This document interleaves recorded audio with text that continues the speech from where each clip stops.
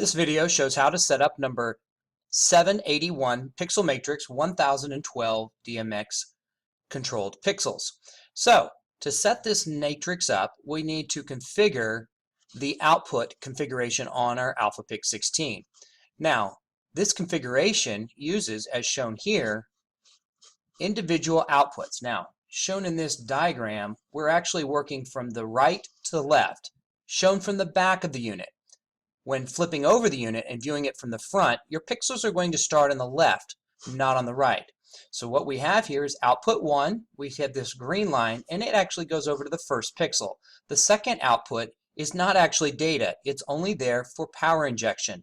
That goes off and power injects. Then we skip to the third output, and that goes out to the next section.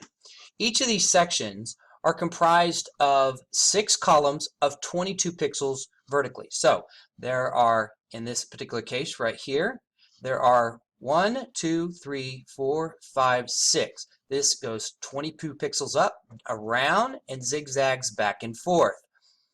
So we need to set that up in our AlphaPix, and this is what it looks like.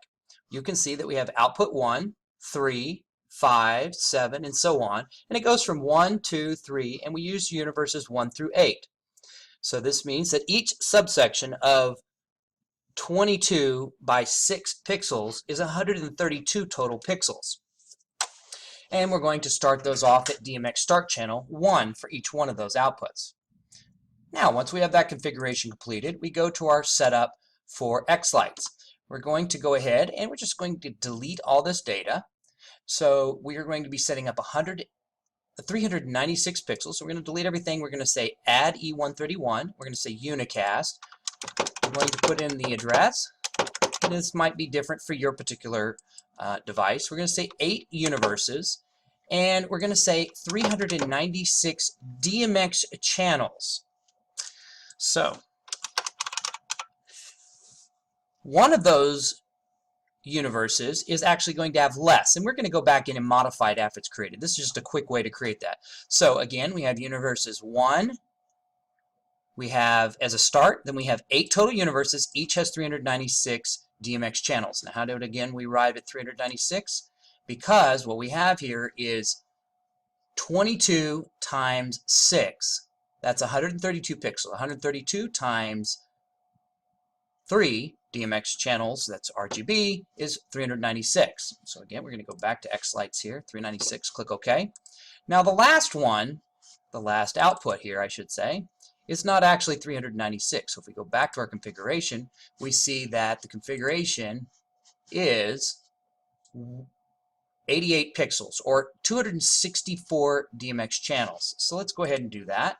We're just going to change this last output, or universe 8, 296. Let's just double check that.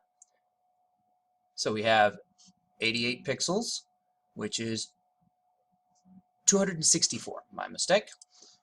264. All right, we click OK.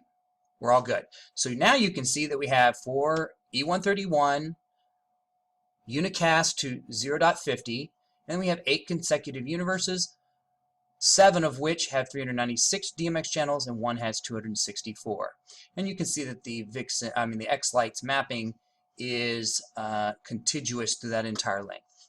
Now, what we're going to do is go to the layout. We're going to create a matrix.